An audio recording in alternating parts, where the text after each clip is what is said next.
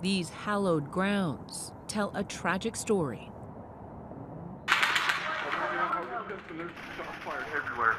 One of uncommon heroism and terror from the gilded tower that looms above. Hundreds of people running everywhere. That fear that this was going to just be the first part of a multifaceted attack. Over the last year, much of that night has remained a mystery. We're trying to get more information now. How and why? At first, all we knew was what we saw captured on cell phones. But after a 10-month-long investigation by law enforcement in coordination with MGM, using surveillance videos, body cameras, let's go. Radio traffic, coming from upstairs, I see the shot coming from Mandalay Bay. And a 3D model, 32nd floor. we can now present one of the most comprehensive views of a mass shooting ever, exposing gaps in our system and showing the response moment by moment. Everybody's dead here, okay? October 1st, 2017, Mandalay Bay security officer Jesus Campos is on a routine security check, assigned to a room alarm on the 32nd floor. This was the last call of my night. You were heading home in your head. In my head, I was home free after this. He has no idea he's about to become an accidental hero on what would become one of the most horrific nights in American history. As shown in this rendering provided exclusively to ABC News by MGM, once on the 30th floor, he takes the stairs up to the 32nd, but finds the exit door jammed.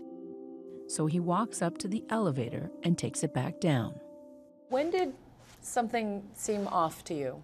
When I noticed the metal L bracket that was secured, that hold the door secured. That bracket, strategically placed there by a man staying in the suite just a few feet away. I didn't know what was going on, just simply because that's not normal. I had to call our security dispatch. I was transferred to engineering dispatch. As he walks back into the hallway to check that room alarm, turns out a nanny a few doors down left their door ajar. He hears a strange noise coming from that suite. I thought it was drill noises. Like drilling. Drilling. The massacre has just begun. Across the street, just moments before, Jason Aldean had taken the stage in the final night of the Route 91 Harvest Festival.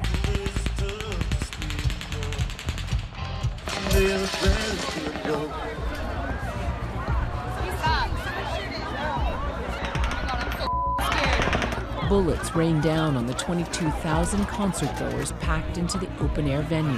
That's just a firecracker. I know, but why would you do that? Confusion mixes with panic. There's people just running everywhere. Nobody knows where to go. In under a minute, over 100 rounds are fired into the crowd. Concertgoers flood 911. There's numerous reports coming in. We have 33 calls holding. It's an active shooter. It's fireworks! Some dispatchers met with chilling silence. Hello, 911. Hello, 911. As the shooter launches his attack, back on the 32nd floor, Campos, who is unarmed, continues walking down this hallway. He passes a room service cart that the shooter has rigged with surveillance cameras. It's either that or the sound of the stairwell door closing that alerts the shooter. He fires through the door and at Campos. I was struck and I went to get cover. I had to take a moment to realize what was going on. Suddenly you're under fire. Yes, I went to go lift up my pant leg and I saw the blood coming down. Campos takes cover in this doorway alcove. There's about a 2 feet indent. It's enough to lean back and stay back. 312. He radios for help. Hey, there's shots fired in 32135. The shooter turns back to the concertgoers below and fires over 250 more rounds in the next 4 minutes.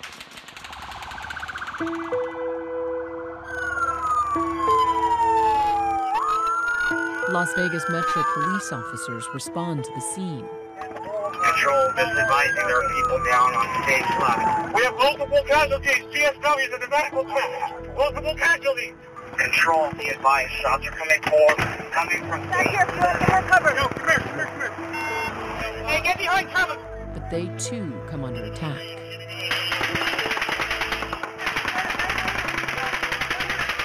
Can you see where it's come from? No. The officers are pinned down by automatic gunfire. Officer Brady Cook is shot. The moment captured on another officer's body camera. We're going down! You shoot first! Go to that wall! Pump that wall! Go! Get over the wall! Wait, what do we have though? Did they say they have them? Two active shooters. The echo of gunfire through the strip leads to mistaken reports of shooters in multiple hotels. Just reporting a shooting at the Tropicana Hotel. At the Tropicana? Yeah, there's been a lot of confusion. We're not exactly sure where the shooting is. Police, now concerned this may be part of a coordinated plot. Deputy Chief Andrew Walsh responds to the scene. What sticks with me is that fear, that pain in my stomach, that this was going to just be the first part of a multifaceted attack. There's an active shooter, possibly not confirmed, terrorist related, of 3 shooters so far. We're getting reports of shots fired at New York, shots fired at Tropicana. We don't know if they're diversion tactics or not. Back in the hotel, 2 key moments are happening almost simultaneously. Across the Mandalay Bay from the shooter's position, guards in the security office are getting news of what's happening at the concert. We have an active shooter. We have an active shooter inside the fairgrounds. Watch as the officers head out and across the casino floor towards an exit door, thinking the threat is outside. Armed units only. Meanwhile, Stephen Shuck, an engineer, is riding an elevator to the 32nd floor in response to Campos's earlier call about that L bracket. Pushing his maintenance cart, he walks out of the elevator and straight into danger. I started to hear the shooting out towards the crowd. Well, I didn't know that at the time. I had no idea what was going on at the time. What did it sound like to you? It sounded like a jackhammer because you never expect to hear something like that. I noticed him. I said, get cover, it's not safe. At that moment in time, there was more rounds being dispersed. Suddenly, Shuck himself is under fire. Something hit me in the back as I was jumping into cover. At the time, I was like, oh, you know, I might be shot. Someone's firing a gun up here. Someone's firing a rifle on the 32nd floor down the hallway. Those men from the security office hear Shuck's alert and hustle towards the elevators. I thought if I don't come out of this hallway alive, I wanted to communicate for Metro and first responders to get up there because this is where the shooter is. Get down, stay down. Every second that Campos and Shuck are under fire on the 32nd floor is a chance for the concert goers below to flee. We're going to get trampled if we don't go. So all those people had fled in that direction when the gunshots rang out. A lot of people did, yeah. I mean, people Right. went in multiple directions, but not knowing where the rounds were coming from, you know, people fled. For Paige Melanson, running was an agonizing choice. She and her mother were both shot. We rolled her over, and a retired firefighter came over, and he told us that we had to go. He said that if we wanted to live, that we needed to go. I looked into his eyes, and he said, you need to go. So I did. We were jumping fences, jumping walls, going through. We ended up in the Tropicana. Paige and her sister fled, leaving their mom, Rosemary, behind in the care of a stranger. Once I was shot, I fell down. Stephanie and Paige were hanging over me, saying, Mom, just screaming my name, Mom. And next thing I know, my body just floated. Floated up. I could hear the gunfire. I could see everybody. I could see my own body laying down there. The next thing I know, I was in heaven. And I saw my dad and my 2 brothers and my uncle. And it was so beautiful. It was so beautiful. You didn't want to come back. They just told me, it's not your time, Rosemary. You gotta go back. It's not your time. So next thing I woke up, I was on a gate that they put me on to drag me to the ambulance. You remember that? Yeah, but only like 20 seconds of it. And then the rest of it, I don't remember nothing. That retired firefighter kept his word, getting her to safety. Come on, guys! Hundreds flood into the nearby streets. Let us walk! There's gunfire! Let us go! Is she shot too? Where they set up makeshift triage wards. I'm going to sit down and you're going to sit on my knee, okay? Okay, he's not shooting anything. I need help over there. Okay. We hanging in there? Oh, that hurt. Okay, I gotta keep that pressure, sweetheart. The situation's so dire, police officers step in as paramedics. You see officers stopping to render aid. You see officers bleeding from bullet wounds. Can you get an ambulance here, like real quick? They're all coming right now. Okay, because she got a gunshot to her lungs. I don't know. Okay, listen. The injured carried away any way they can. Oh my God. Hurry up! Right now, we need your truck. We just need to get people over to the hospital, okay? Okay. Hey, we have room in here. We have room for one in the neck. In the midst of the chaos, police work to keep everyone calm. Hang in there, please. Hang in there. You guys are going to be okay. We'll be back. Started off just like any other normal shift. Brandon was my trainee that night. It was his second night on the job. Rookie Brandon Engstrom and veteran officer Richard Cole were just beginning their graveyard shift when the shooting began. Our sergeant had the radio on. Shots came out over the radio. So immediately he yells at us to go to our cars. Just be advised, it is automatic fire, fully automatic fire from an elevated position. Take cover. While we're driving there, we can hear every time somebody keys up their microphone on duty, we can hear automatic gunfire. As soon as we show up, it's time to go to work. Tried to help anybody we could right off the bat. Keep going. Everybody, keep going. What in the actual... And then that's when we met Frank. He came over to our car and he's carrying his wife, Giovanna, in his arms, and he said, "Help me, I'm a police officer." Get her in the car. Help me pick her up. We need a ride immediately. Right. She appeared lifeless. At that point, we obviously knew that this was very critical. Get her in. Put her in. Right now. Close that door. 1-22, I'm at the UFC with a female with a gunshot wound to the head. I remember within the first 30 seconds to a minute of us driving to the hospital, we heard that an officer had been shot, and Brandon realized that that was somebody he went to the academy with, and I remember him saying, "My buddy just got shot."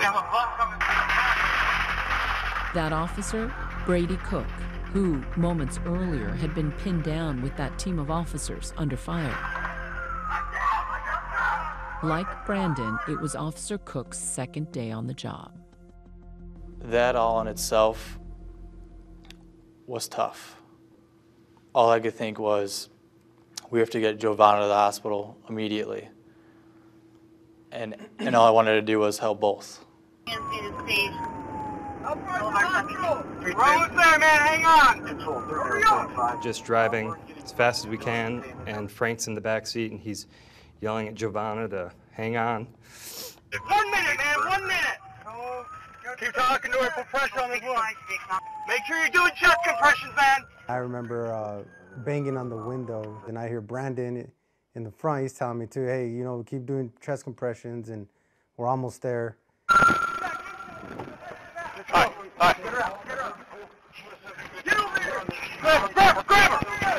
Brandon and I carried Giovanna into the hospital. Follow me. At this point, she had blood. She was bleeding everywhere. Like, her entire body was covered in blood.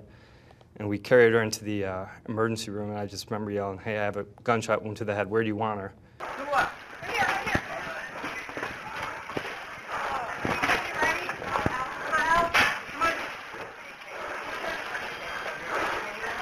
We set her down, and that was like the first moment that you had a chance to take a breath. And I looked down, and I'm covered in blood.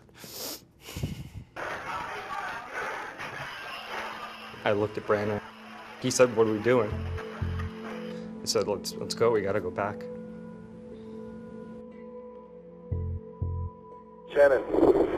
police. Someone's firing a gun up here. Someone's firing a rifle on the 32nd floor down the hallway. Control units responding to 32. Inside the Mandalay Bay, Stephen Schuck, the engineer pinned down on the 32nd floor with security guard Jesus Campos, have alerted authorities to the shooter's location. Watch for weapons and the people coming out. We're slow on the top right now. Police spread out, sweeping through the hotel, looking for other threats. You got two behind you already. Metro Police, you're in here, sound off! Waking stunned guests in the process. Sir, are you hurt? Clearing rooms, floor by floor. Break. Metro Police, put your hands up! There's an active shooter in the hotel, okay? Stay locked in your room, thank you. Yeah, 1,400 people. 10 minutes have passed since the first gunshots. By this point, the shooter has gone quiet.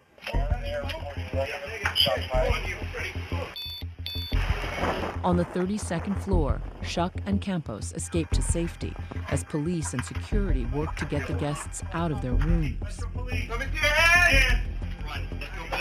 One coming down. Coming out. Go, go, go. Run. What is that cart that's in the I don't know. And that's why we're not going any farther. They worry that room service cart is rigged with a bomb. You have police officers on a floor. What are they confronted with? Can they find out if it's a two-story suite or just one? They get close enough to that room. There's wires. There's cameras. What are they walking into? Is that an IED? Is there more than one person? How many people are there? We had nothing. Let's go. Let's go. Ready? I'm moving. Ready? Back. Watch booby traps. There's a car right in front of the room. Cover asses. Nobody comes out of those elevators. You got long? I got shotgun too. Copy. We should be a floor below you. One floor below, a SWAT team makes their way to that stairwell. Shield up. You guys are doing a phenomenal job, by the way. Beers are on me later. Metro! Right next to the shooter's room, they game out how to make entry.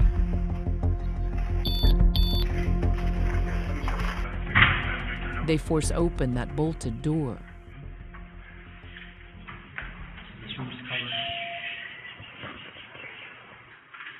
Kill the light, concealing their position, and rig the door to the suite with an explosive strip. Stand by for breach. Then a warning. Breach. Everyone in the hallway needs to move back. All units move back. Breach.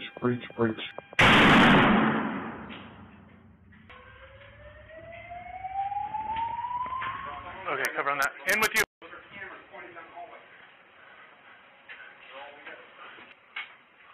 Clear. They find the shooter dead by a self-inflicted gunshot wound. Watch your back. Weapons scattered about. He put cameras up on the peepholes and all that. That's what these wires are. We're doing another breach. Another breach. They prep a second breach to clear the adjoining room. We need the air clear for Zebra 20 to have one suspect down inside the room. In both rooms, over 1,000 gun shell casings and an unimaginable cache of weapons. Over. Guys. Okay, take one. Guys, everything's okay. He's dead, okay? Just go straight down to the side end and in. Poor lady. Hey, guys! Hey! News spreads across the hotel. They went in, and then the doors were then cleared after that. Anyone dead up there? One down. That's what we heard. Suspect, one down. For the thousands of guests that had been sheltering in place, Excuse me, I'm sorry. relief. We have no control over the actions of evil people, but we're here now. Thank you.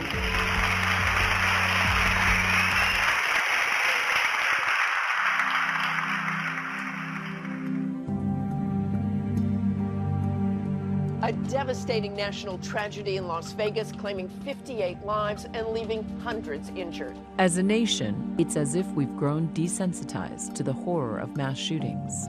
But the Las Vegas massacre seemed different. The deadliest mass shooting in American history. The shooter from his perch high up and far away, exposing the fact that nowhere is too far or too secure for a bullet's reach. For days, the festival grounds remain frozen in those moments of terror.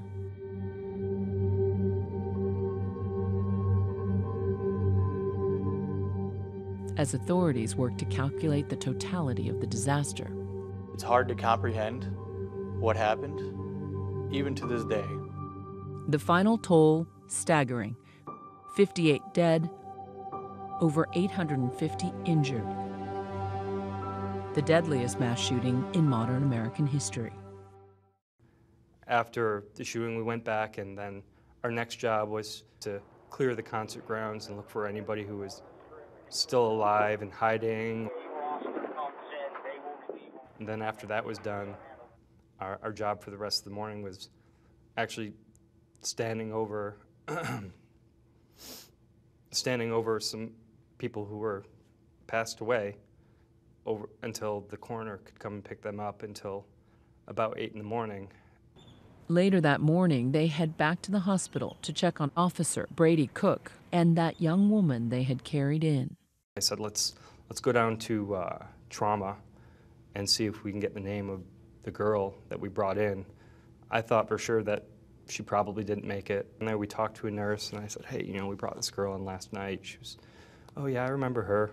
And they said she's up on like the 3rd or 4th floor in the ICU, and I was stunned that she was still alive. We went up to the neural ICU and saw her laying in.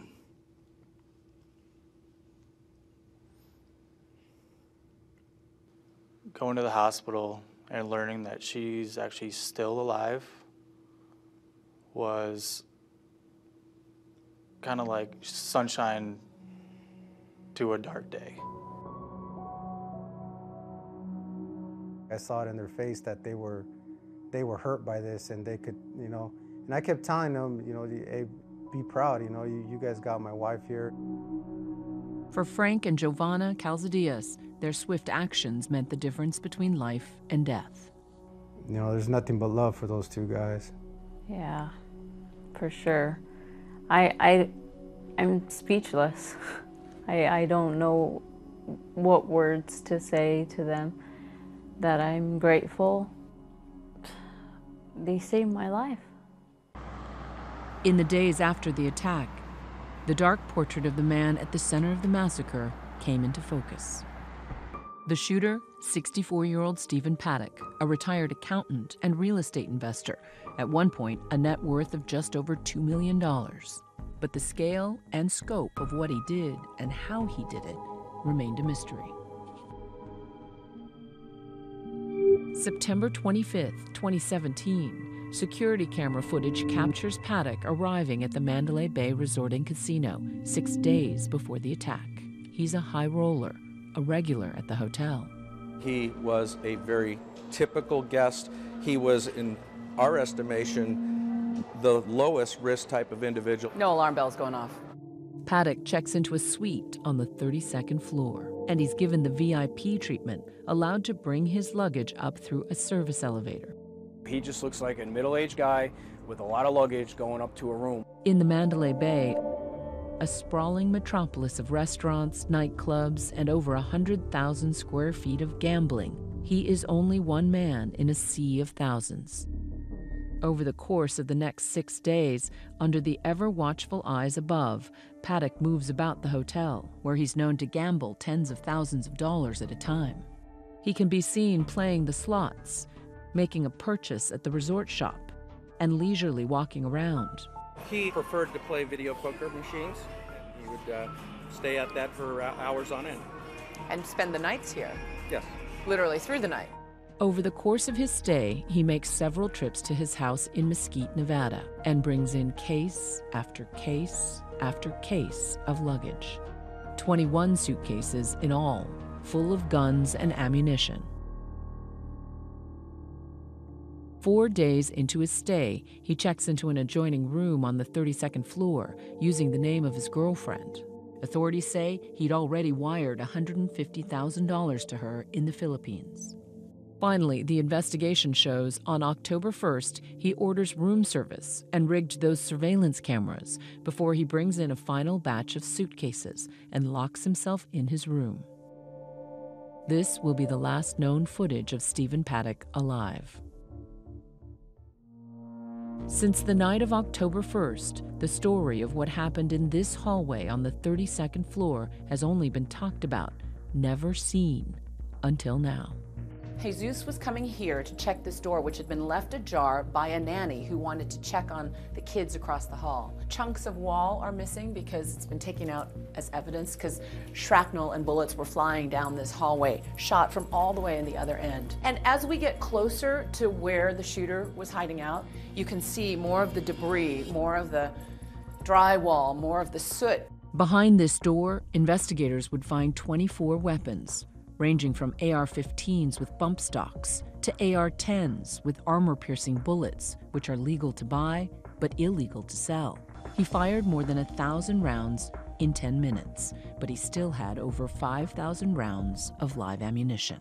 A person in our country can go out and buy that many weapons and not break the law until one of those kills a human being is a challenge for law enforcement. A lot of people looked at the arsenal and said, how could a man bring that much of an arsenal into a hotel? My first response to that is there are thousands of people walking through the front door, our back door, from the parking garage with luggage. We greet and welcome, and our first priority is to say, welcome, we're glad you're here. That's our first responsibility. Once I saw the arsenal that was up there, it's sickening. Since the attack, the Mandalay Bay has implemented new security measures. There are clearly random checks going on. How are dogs being used? Well, I think typically as a canine program to basically screen for things that we are concerned about. And authorities say casinos are now monitoring their visitors more closely. The casino industry is a fantastic partner for our town. The changes they've made with room checks and with who they're allowing to have rooms that overlook outdoor venues, both on the Strip and in downtown, they've been great partners for us. But now, more than a year later, we still don't know the answer to the big question: why? What do you know definitively about his motive? Yeah, nothing. Other places have had mass casualty incidents where the shooters and gunmen have left behind manifestos. In this case, we just don't have that. The shooter may have taken his motive to the grave, but MGM says the massacre was still clearly an act of terrorism that the company argues they're not legally responsible for. Last summer, they made the controversial decision to sue over 1,000 victims of the Las Vegas attack. Citing a law passed after 9/11, MGM has gone to court arguing they are not financially liable because the security company they hired for the concert was federally certified against terrorist attacks. Survivors of the Las Vegas massacre now speaking out after they're now being sued by the owner of the Mandalay Bay Hotel. The company, aware of the backlash, says that MGM's lawsuit is simply a legal maneuver and not meant to be an insult to those who were injured or killed in the attack. You got hit with a lot of negative headlines in the past few months. What do you want the public to know? Well, I think the main thing you want us to know is that this is a small city and it's a big family. The community depends on Mandalay Bay. We're a community serving a community. And so that is our focus. We can mourn what's going on, but we want to work together to look to the future and that there's hope. The lawsuits are currently suspended while MGM and the survivors involved are in mediation. Survivors like Rosemarie Melanson and her two daughters, Stephanie and Paige. It has been such a year for you guys. We first talked to the Melansons last year, just a few days after the attack. They say it grazed about an inch or so deep. Paige was shot in the arm, but her mother Rosemarie's injuries were far worse when Paige and her sister were forced to leave her in the care of a stranger. Tell me what that bullet did to her body. Well, it came in from the upper right chest, and then it went sideways, and it severed where the esophagus meets the stomach. It broke some ribs. It tore through her intestines, but hit her liver, her spleen, and then when she was on life support in that first week, she was going into kidney failure as well. My mom's always been there for us, and so her not talking back to us, that was the hardest part for me. As part of their own healing process, the Melanson sisters relied on the Las Vegas dance studio they own. Dance has always been an outlet for us, and whether we're happy, those emotions come through. If we're upset, those emotions come through. That is our way to express ourselves. You're broken down and tired. On her first day back to work after the attack, Paige let those emotions lay bare through dance.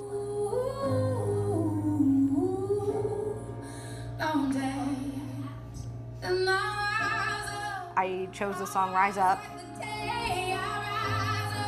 It just felt so good to move again and so good to interpret, you know, what I had been feeling over the last 3 weeks. What were you feeling in that moment? Relief, because doctors had said that, you know, it was going to be a long road, but my mom was going to make it. Okay, going downstairs. After nearly a year spent in and out of the hospital, Rosemary is heading home for good. We're gonna miss you, girl. Everywhere else. We want you to take care of yourself. So yeah, you can take your bath again. But the road to full recovery for Rosemary will be a long one. Just last month, the Department of Justice allocated close to $17 million to assist those affected by the shooting, money that could help families like the Melansons. What did you learn about your wife through all this? Well, how resilient she was, how strong a person she was. What did you learn about yourself during all this? That I'm stronger than I thought I was. And what have you learned about your family? That they're stronger than what I gave them credit for. And it seems everywhere you look, 1 year on, signs of that strength throughout the community. The city of Las Vegas came together almost as one big family. And they're still supporting each other despite the tragic event that happened. People still walk down the street, especially tourists on the Strip. They see us and they thank us for everything we do. All the first responders, paramedics, EMTs, for responding so fast. And also the people on the ground that were getting injured people into their vehicles and taking them to the hospital. I just thought that those, to me, are just my heroes, you know. You saved countless lives down below. What goes through your mind when you think that? Just doing my job. I did it to the best of my ability, and then some. These two unlikely heroes, now back to work, carrying with them one solemn vow. I feel like I got a second chance, and 58 people didn't, and I need to live a good life to honor them.